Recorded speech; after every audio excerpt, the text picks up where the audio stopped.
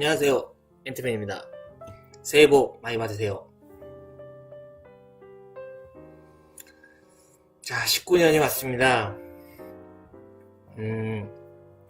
이제 1강에서는 제가 이제 주식 강의를 시작하게 된 계기와 목표에 대해서 말씀드렸는데요. 이제 이번 강의가 19년도 첫 강의이기도 하고, 그래서 제가 19년도의 목표와 앞으로 강의를 방향을 또 어떻게 이어갈 것인지 말씀을 드리겠습니다. 일단 저의 19년도의 목표는 구독자 1000명에 돌파하는 겁니다. 도달하는 거죠. 쉽지가 않습니다. 갈 길이 아직 멀고요. 많이 도와주십시오. 그리고 이제 앞으로의 강의 방향은요, 이제 앤트맨이 생각하는 주식시장에 진입하기 전에 최소한 이 정도의 수준은 알아야 된다라고 판단이 되는 그런 시기까지 이야기 시리즈를 이어갈 거고요. 그리고 뭐 구독자분들이 원하거나 아니면 추가로 제가 이거는 반드시 또 설명을 드려야겠다라는 부분은 또 이야기 시리즈를 통해서 계속 이어서 갈 거고요.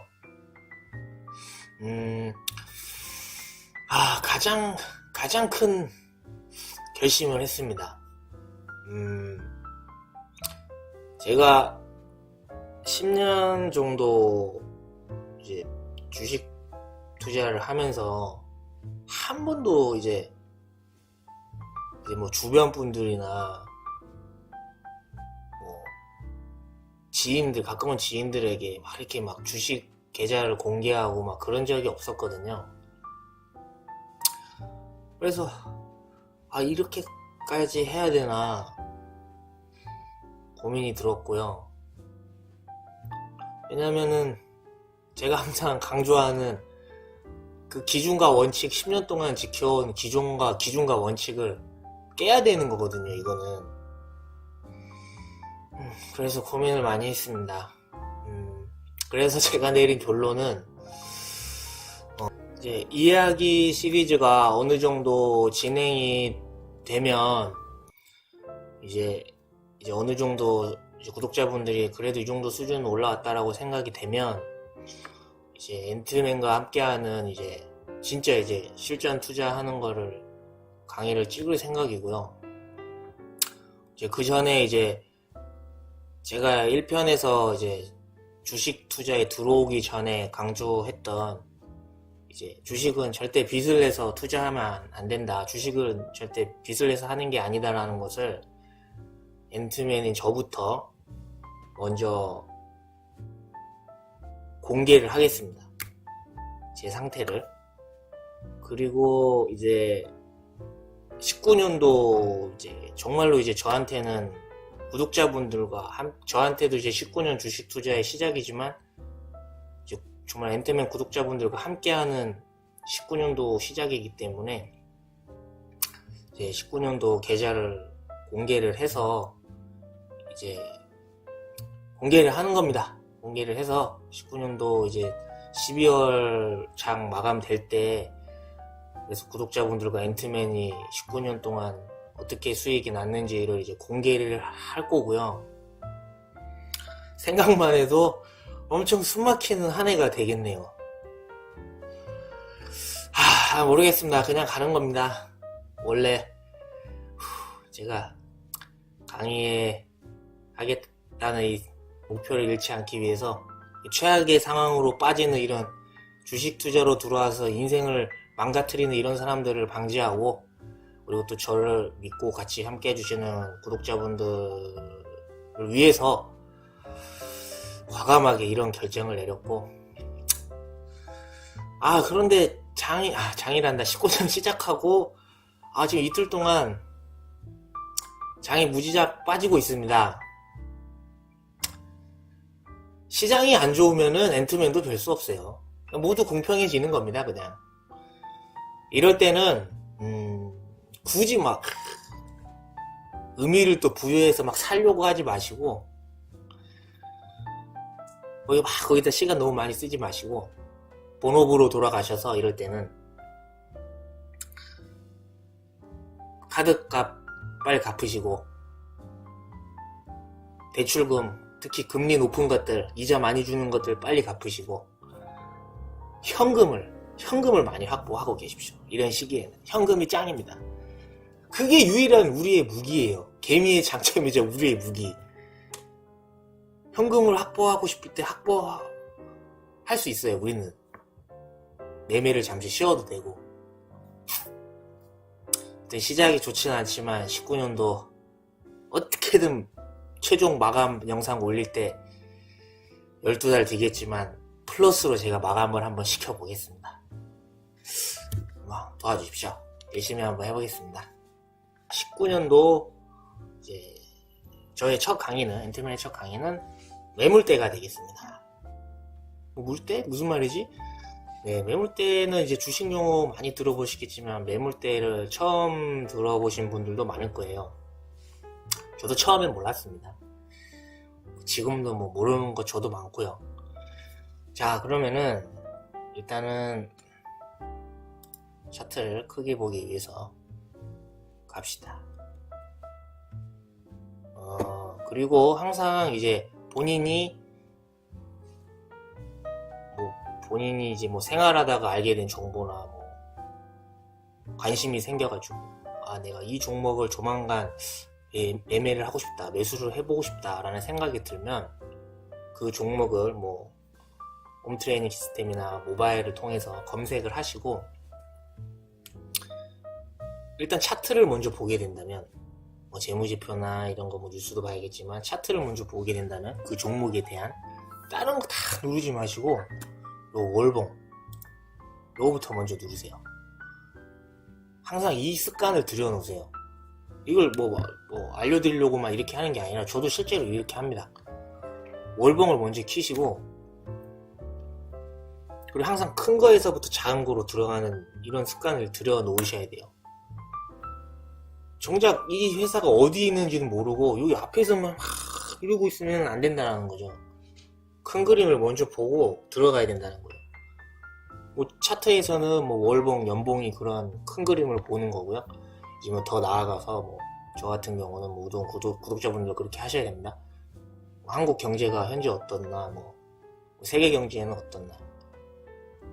우리가 뭐 이런 세계 시황을 분석하고 막 하고, 사실 생업을 하면서 이러기 쉽지 않습니다. 근데 하지만 대한민국의 이런 연구소나 뉴스나 이렇게 신문으로 발표하는 게 저는 그래도 상당히 신뢰할 수 있다라고 보거든요. 뭐 통계청 자료들이나 뭐 이런 거 뉴스나 신문 같은 거만 그냥 하루에 한 번씩만 봐주셔도 대략 이렇게 흘러가고 있구나라는 걸 알 수 있습니다.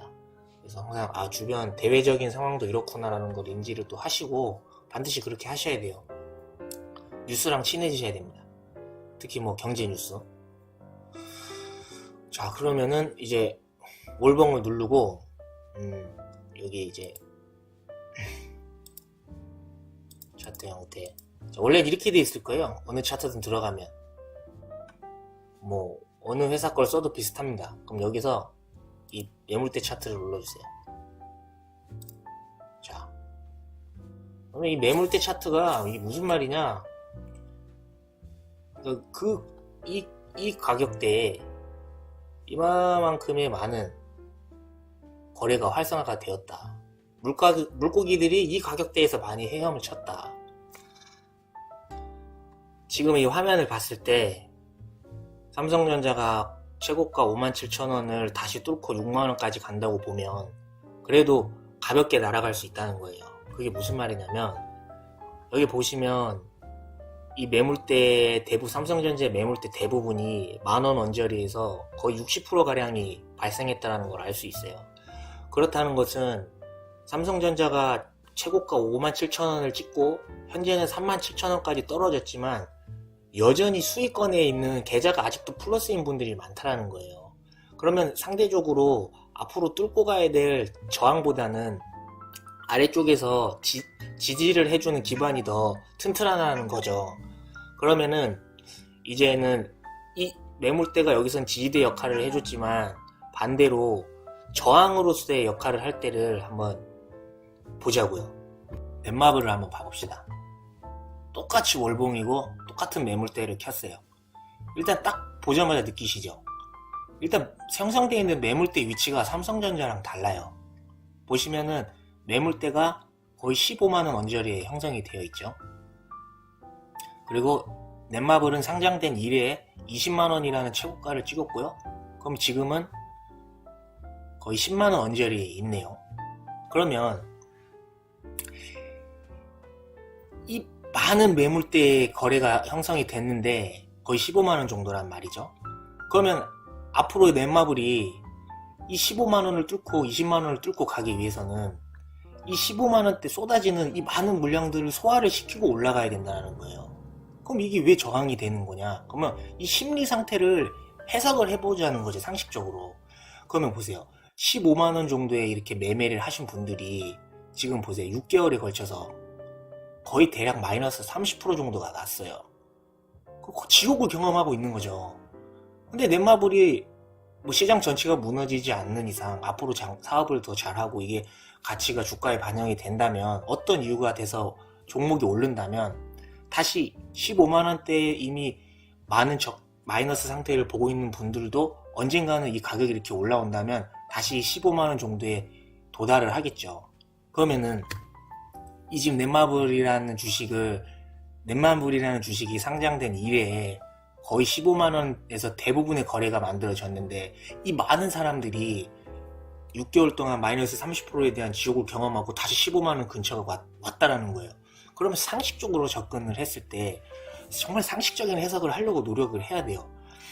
그러면 다시 이 가격이 왔으니까 이제 더 사야지라는 사람이 많겠어요. 거의 6개월 동안, 거의 반년 동안 엄청난 마이너스를 지켜보고 온 사람들이 이거 본전이라도 왔을 때 빨리 팔아야겠다라는 심리가 많겠어요. 이거는 그냥 뻔하다라는 거죠. 만약에 넷마블이 최고가를 뚫고 신고가로 가기 위해서 반드시 이 15만원이라는 관문을 통과를 해야 될 것이고, 그러면은 제가 말씀드렸던 이런 심리가 담겨있는 매물들이 쏟아져 내려올 거라는 거죠. 그러면 엄청난 저항이 되겠죠. 그럼 여기서 이제 이 넷마블이 근데 이 쏟아지는 물량을 소화해내고 15만원에 넘어서 자리를 잡았어요.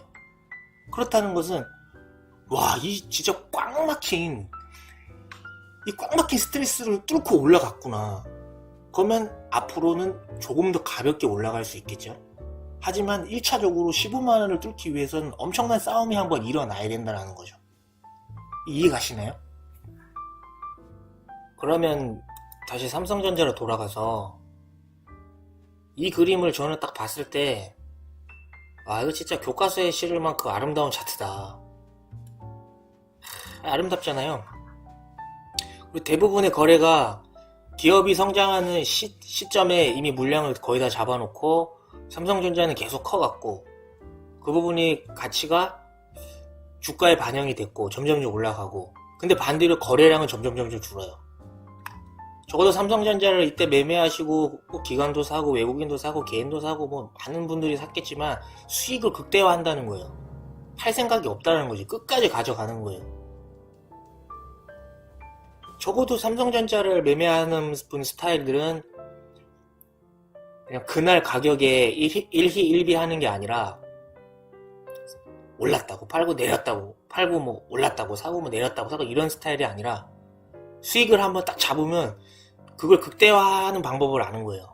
쭉 가져가는 거죠, 스타일이. 그리고 이제 또 중요하게 보셔야 될 것은 이 직전 고점을 보셔야 돼요. 직전 고점. 이게 무슨 말이냐? 지금 현재 가격대에 가장 만들어진 가장 가까운 전쟁터이자 지지층이 3만원 언저리라는 거를 알 수가 있는 거예요. 여기서 한번 3만원대의 저항을 맞고 가격이 밀렸지만 다시 이 저항을 뚫고 올라갔어요. 그리고 여기서 많은 싸움이 있었고요. 그거를 이 매물대가 또 증명을 해주고 있고요. 그러면은 지금 57,000원에서 37,000원까지 떨어졌지만 이게 앞으로 내일 또 물론 오를 수도 있겠죠. 하지만 더 내릴 수도 있는 거예요.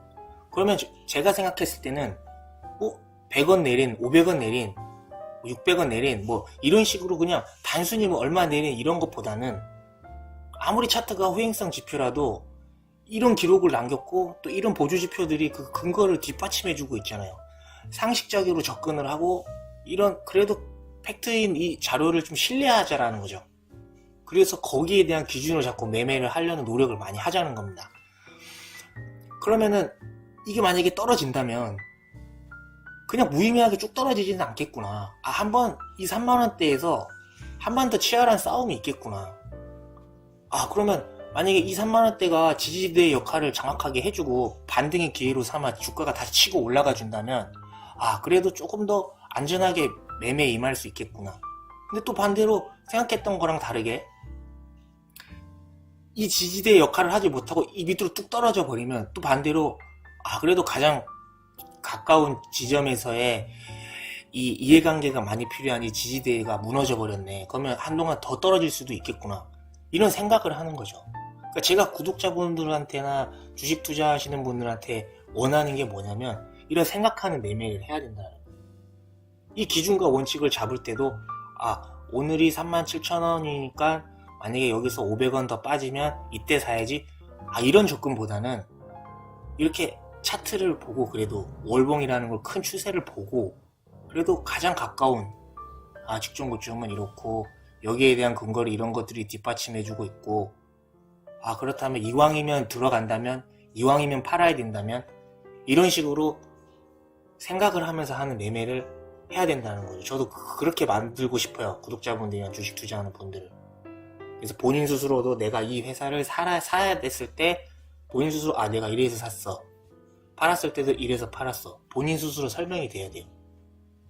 더 나아가서 남한테도 이런 이유로 샀어? 이런 이유로 팔았어를 자신있게 얘기할 수 있을 만큼. 그리고 이제 매물대 뭐 단점?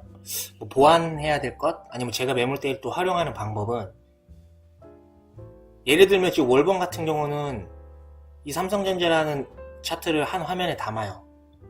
보기도 쉽고. 그래서 이렇게 움직였을 때 매물대에 대한 변화가 없습니다. 적어도 지금 화면으로 해석을 한다면 이 해석을 신뢰할 수 있다는 거예요. 근데 일봉으로 가게 되면 잠시만요. 또 매물대를 추가를 해볼게요. 자, 보세요. 보는 일봉 화면을 보는 시점이 어디냐에 따라 매물대가 계속 바뀌어요.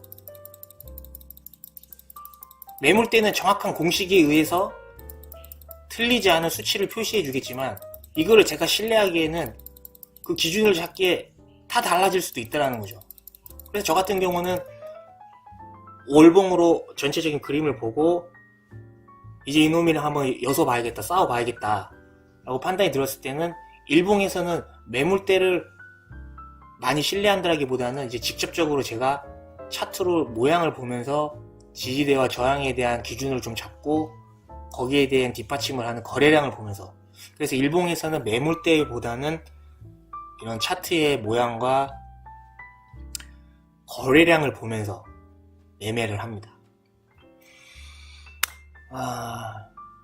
오늘의 강의는 여기까지고요. 다음 강의는 이제 어떤 강의를 할지 느낌이 오시죠? 19년에도 앤트맨과 함께 해주셔서 감사하고요. 도움이 되셨다면 구독과 좋아요 그리고 댓글을 남겨주세요. 앤트맨에게 큰 힘이 된답니다. 지금까지 앤트맨이었습니다.